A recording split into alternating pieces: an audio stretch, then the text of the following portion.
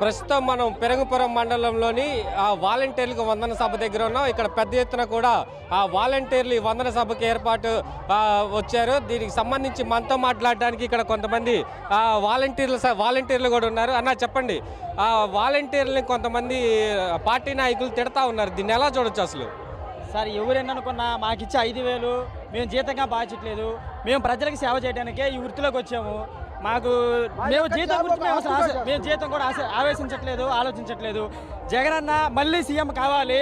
2024లో కూడా మళ్ళీ వైఎస్ జగన్మోహన్ రెడ్డి గారే ఏపీ సీఎం కావాలి. ఇలాంటి పథకాలు ఏ ముఖ్యమంత్రి ఏ నాయకుడు మాకు చేయలేదు. కేవలం అంటే మా 5,000 కోసం ఏదో మాట్లాడలేదు. కానీ జగన్ చేసిన పరిపాలన చాలా బాగుంది. మేమని కాదు, మీరు ప్రతి ఇంటికి వెళ్ళండి, ఏ ఇంటికి పథకాలు రాలేదో, ఏ ఇంటికి ఎలాంటి స్కీమ్లు వచ్చినాయి, ఇవన్నీ మా చేతిలోనే ఉన్నాయి. ప్రతి ఇంటికి ప్రతి పథకం వెళ్ళిందండి. ఇవన్నీ చేసినందుకు జగన్ మళ్ళీ మనం 2024 కూడా గెలిపించుకోవాలి.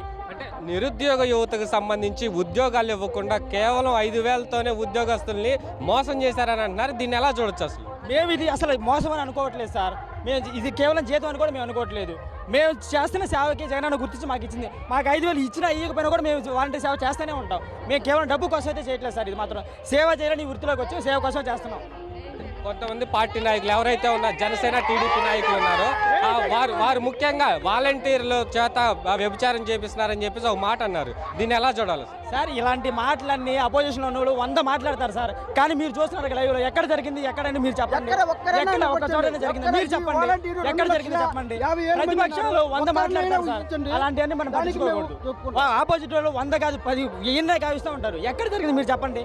ఎక్కడ జరిగింది వ్యభిచారం అనేది ఎక్కడ జరిగిందండి? ఎక్కడ జరిగింది మీరు చెప్పండి. మీరు చెప్పండి అమ్మా, ఈ వాలంటీర్లకి వందన సభ ఏర్పాటు చేయడం ఎలా చూడొచ్చు అసలు? మాకు చాలా హ్యాపీగా ఉందండి. ఇలాంటి థాట్ ఎవరికి లేదు, తనకు వచ్చింది, జగన్ గారికి వచ్చింది. మాకు చాలా సంతోషంగా ఉంది. ప్రతి స్కీమ్లో కూడా లేడీస్ బెనిఫిట్స్ ఉన్నాయి. లాస్ట్ గవర్నమెంట్తో పోలిస్తే ఈ గవర్నమెంట్ చాలా బాగుంది. చాలా టీడీపీ నాయకులు ఎవరైతే ఉన్నారో కేవలం కొంతమందికే ఈ పథకాలు అందిస్తున్నారు వాలంటీర్లు అనేది అంటున్నారు, దీన్ని ఎలా చూడొచ్చు? ఆ ఆలోచన అనేది చాలా తప్పు. ఆ ఆలోచన చాలా తప్పు. అందరినీ సమానంగానే చూస్తున్నారు అతను సార్. అందరినీ సమానంగానే చూస్తున్నారు, రెస్పెక్ట్ ఇస్తున్నారు. ఇలాంటి ఆలోచన ఎవరికి రాలేదు, ఏ గవర్నమెంట్కి రాలేదు, జగన్ గారికి వచ్చింది. మాకు చాలా సంతోషంగా ఉంది. మేము ఇది జాబ్ అనుకోవట్లేదు, మా ఇష్టపూర్వకంగా మేము చేస్తున్నాము. మాకు చాలా హ్యాపీగా అనిపిస్తుంది. ఎందుకంటే మేము వాలంటీర్ జగనన్న కోసం పనిచేస్తున్నాం కాబట్టి మాకంటూ ఒక రెస్పెక్ట్ ఇచ్చి, మమ్మల్ని ఇలా గౌరవ వేతనం ఇచ్చి రెస్పెక్ట్ ఇచ్చి, మాకు అదే కాకుండా జీవనోపాధి, మాకు పిల్లలు ఉన్నారు, అన్నీ ఉన్నాయి కాబట్టి మాకంటూ జీవనోపాధిగా ఉపయోగపడుతుందని దానికోసం ఇవ్వడం వల్ల మేము చాలా సంతోషంగా ఉన్నాం.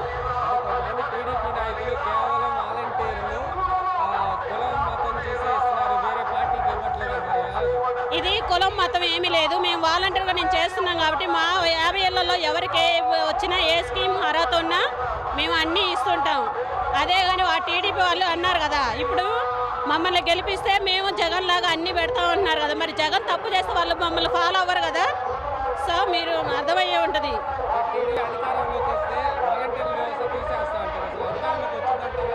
అస్సలు రాదు. ఎవరి కళలు వాళ్ళకు ఉంటాయండి, డ్రీమ్స్, అది చెప్పలేము. మా డ్రీమ్స్ మాకుంటాయి, వాళ్ళ డ్రీమ్స్ వాళ్ళకు ఉంటాయి. అది వాళ్ళ చాయిస్, మాది మా చాయిస్. మేమే గెలుస్తాం. జై జగనన్న.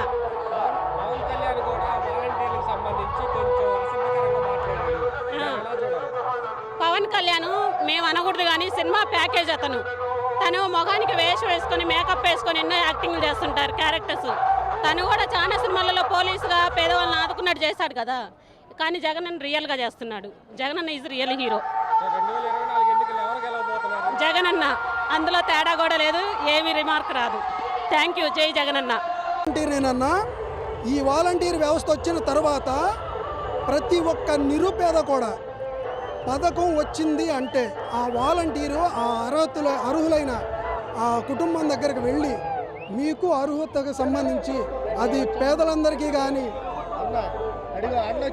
అడుగో వచ్చాడన్నా అడుగో ప్రతి ఒక్కరికి కూడా అది పేదలందరికీ ఇల్లు కానీ, వైఎస్ఆర్ చేయూత కానీ, చేదోడు కానీ, అమ్మఒడి కానీ, విద్యాదీవెన కానీ, జేవీడీ కానీ, ఇలా ప్రతి ఒక్క దాంట్లో కూడా మన వెనకబడిన ప్రతి పేదవాడు కూడా ఎదిగి రావాలనే మనస్తత్వంతో ఈ వాలంటీర్ వ్యవస్థను తీసుకొచ్చాడన్న. ఆయన తన పాదయాత్రలో 3648 కిలోమీటర్ల పాదయాత్రలో ఆయన తెలుసుకున్న అనుభవం, ఆ అనుభవాలలో నుంచి పుట్టిన వ్యవస్థ ఈ వాలంటీర్ వ్యవస్థ. ఈ వాలంటీర్ వ్యవస్థని ఇంకా దృఢత్వం చేయడానికి, వాళ్ళ ఆత్మధైర్యాన్ని నింపడానికి ఈ వాలంటీర్లు వందనం అనే కార్యక్రమం ప్రోగ్రాన్ని కొత్తగా ఎవరైతే పవన్ కళ్యాణ్ ఉన్నారో వాలంటీర్ల చేత వ్యభిచారం చేపిస్తున్నారని చెప్పేసి వాలంటీర్లు అసభ్యంగా మాట్లాడి దీన్ని ఎలా చూడొచ్చు? అదే జనసేన, అదే టీడీపీ అలాంటి వ్యక్తుల దగ్గర కూడా మేము పథకాలు తీసుకువెళ్ళి వాళ్ళకి ఆ పథకాలు అనేవి ఇప్పించి వాళ్ళ చేత శభాష్ అనిపించుకున్న రోజులు కూడా ఉన్నాయన్న మాకు. ఎందుకంటే నేనే దానికి ప్రత్యక్ష సాక్ష్యం. నా క్లస్టర్లోనే నేను మంచాల చేబ్రోల్ మండలం గుంటూరు జిల్లాకి సంబంధించి మంచాల 8 క్లస్టర్కి సంబంధించిన వాలంటీర్ని నేను. అక్కడ నా క్లస్టర్లో వైఎస్ఆర్సీపీ కన్నా కూడా జనసేన టీడీపీ వాళ్ళు ఎక్కువ ఉన్నారు. వాళ్ళ ఇంట్లో ప్రతి ఒక్కళ్ళకి పేదలందరికి ఇళ్ళు కానీ, మరి వాళ్ళకి విద్యా దీవెన కానీ, అమ్మఒడి కానీ, చేయూత కానీ, తోడు కానీ ప్రతి ఒక్కళ్ళకి అర్హులైన ప్రతి ఒక్కళ్ళకి కూడా నేను అందజేశా. టీడీపీ అధికారంలోకి వచ్చి వాలంటీర్ వ్యవస్థను తీసేస్తా ఉంటారు. టీడీపీ అధికారంలోకి వచ్చిందంటారా? ఇదే పద్ధతి, ఇదే ప్రణాళికలో గనక ఈయనే కనుక వెళితే టీడీపీయే కాదన్నా, జనసేన కూడా రాదు, ఏ పార్టీ రాదు. ఇలా దగ్గరుండి ప్రజల యోగక్షేమాలు కోరుకునే సీఎంఏ కావాలనుకుంటారు కానీ మేము చేస్తాం, మేము వచ్చి చూస్తాం అనేవాళ్ళు ఎవరూ రారు. ఏదైనా మంచిని బట్టే జనం నడుస్తారు, చెడును బట్టి నడవరు. అందుకే ఈరోజు కూడా వాలంటీర్ వ్యవస్థను నిర్మించిన వ్యక్తి ఇంత గొప్పగా వాళ్ళందరినీ ఆదుకొని వాళ్ళకు ఒక బాట చూపించి నేను ఉన్నాను అనే వ్యక్తిత్వాన్ని నిరూపించుకుంటున్నాడు ఆయన. అలాగే అందరూ కూడా మళ్ళీ ఈయన్నే, ఈ ముఖ్యమంత్రిని జగన్మోహన్ రెడ్డి గారిని సీఎం చేయాలనే వ్యక్తిత్వం ఎక్కువగా వీళ్ళకి కనపడుతుంది. లేకపోతే ఇది జరగదు.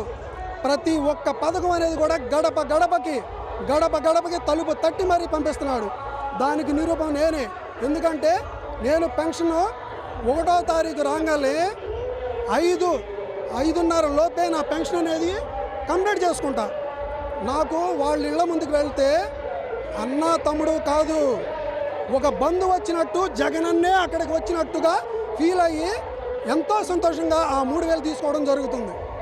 ఇలాగే ఈయన మళ్ళీ మన ఆంధ్రప్రదేశ్ సీఎం అవ్వాలని కోరుకుంటూ జై జగనన్న, జై జై జగనన్న. వర్క్ చేసుకుంటూ నేను ఎల్ఎల్బి అనేది కంప్లీట్ చేసుకున్నాను. నాకు జగనన్న విద్యా దీవెన అందింది. ఆ రీఎంబర్స్మెంట్ ద్వారా నేను కూడా లబ్ధి పొంది నేను నా ఎల్ఎల్బి కోర్సుని నేను కంప్లీట్ చేయగలిగాను. చాలా ఫెసిలిటీస్, చాలా పథకాలు అనేది కల్పించారు మన జగనన్న గారికి. నిజంగా ఇట్లాంటి నాయకుడిని మనం మళ్ళీ రావాలని చెప్పేసి అందరం మా వంతు సహకారం మేమందరినీ మోటివేట్ అనేది చేయడం జరుగుతుంది. Thank you Jagananna, thank you CM sir. కొంతమంది పార్టీ వాళ్ళకే సంక్షేమ పథకాలు అందుతున్నాయి, మిగతా పార్టీ వాళ్ళకి అందుతుంది లేదు సార్, ఇది చాలా 100%, 100కి 100% తప్పు సార్. ఇది మాట అనడు. తీసుకునే వాళ్ళు తీసుకుంటున్నారు, మాట్లాడే వాళ్ళు మాట్లాడుతున్నారు. తీసుకొని కూడా వాళ్ళు కావాలని ఏదో మనుషుల్ని రెచ్చగొట్టాలని చెప్పేసి మాట్లాడుతున్నారు. కానీ వాళ్ళు అన్ని లబ్ధి పొందుతున్నారు కంపల్సరీ. వాళ్ళు మాట్లాడేవన్నీ వాళ్ళకి తెలుసు, వాళ్ళ మనోభావాలకి తెలుసు, వాళ్ళ మనసుకు తెలుసు. మనం తీసుకున్నామా లేదా అనేది ఇక్కడ తెలుస్తుంది సార్ వాళ్ళకి. అది వాళ్ళంతటా వాళ్ళు బయట చెప్పుకుంటే వాళ్ళని వాళ్ళు తగ్గించుకున్నట్టు అయిపోతుందని చెప్పేసి వాళ్ళు చెప్పుకోరు. మా జగనన్న వచ్చినందుకు ఈ ప్రభుత్వం అంతకుముందు దానికంటే ఇప్పుడున్న దానికంటే చాలా డిఫరెంట్, చాలా డెవలప్ అయింది సార్. అందుకే మళ్ళీ మా జగనన్నే రావాలని చెప్పేసి మేమైతే కోరుకుంటున్నాము. మళ్ళీ మా జగనన్ననే మేము తెచ్చుకుంటాం సార్. సాయశక్తులైన కృషి చేసి మా అన్నని మేము తెచ్చుకుంటాము, కంపల్సరీ తెచ్చుకుంటాం సార్. 2024 ఎన్నికల్లో టీడీపీ జనసేన కలిసి అధికారంలోకి వచ్చింది. ఆ తర్వాత వాలంటీర్ వ్యవస్థను తీసేస్తా ఉన్నారు. దీన్ని ఎలా చూడొచ్చు? ముందు వాళ్ళు రావాలి కదా సార్. మధ్యలో వాళ్ళు వాలంటీర్లు, దేశద్రోహులు, మిత్రవాదులు, కిడ్నాప్ చేసే వాళ్ళని చెప్పేసి ఎన్నో మాటలు అన్నారు. అట్లాంటి వాళ్ళు ఎలా వస్తారని చెప్పి అనుకుంటా. అలాంటి వాళ్ళకి ఈ సమాజంలో, ఈ ప్రభుత్వంలో తావనేది ఉండదు సార్. వాళ్ళకి చోటు అనేది రాదు. ముందు వాళ్ళు రావాలి అన్న ఆలోచన వాళ్ళు మైండ్లో నుండి తీసేసి వాళ్ళు పని ఏదో వాళ్ళు చూసుకోవాలి సార్. ముందు మమ్మల్ని టచ్ చేయాలంటే, మా జగనన్నని టచ్ చేయాలంటే ముందు మమ్మల్ని టచ్ చేసి వెళ్ళాలి. అక్కడికైనా ఎవరైనా సరే మేమేంటనేది మేము మా జగనన్నని మేము గెలిపించుకొని మేము చూపిస్తాం. అది అండి. ఆ జగనన్న ప్రభుత్వంలో జగనన్న వాలంటీర్లుగా మేము సేవామిత్ర చేస్తున్నందుకు మేము ఎంతో హ్యాపీగా ఫీల్ అవుతున్నాం. ప్రతి ఒక్క పథకం కూడా ఇంటింటికి చేరుతుందంటే చాలా మేము హ్యాపీగా ఫీల్ అవుతున్నామండి. గత ప్రభుత్వంలో ప్రతి ఒక్క పథకం కూడా జన్మభూమి కమిటీ ద్వారా ఏ పథకాలు అయితే అందలా వాళ్ళు ఎవరైతే ఉండారో కమిటీ మెంబర్లు 5 4 వాళ్ళకే వచ్చినది.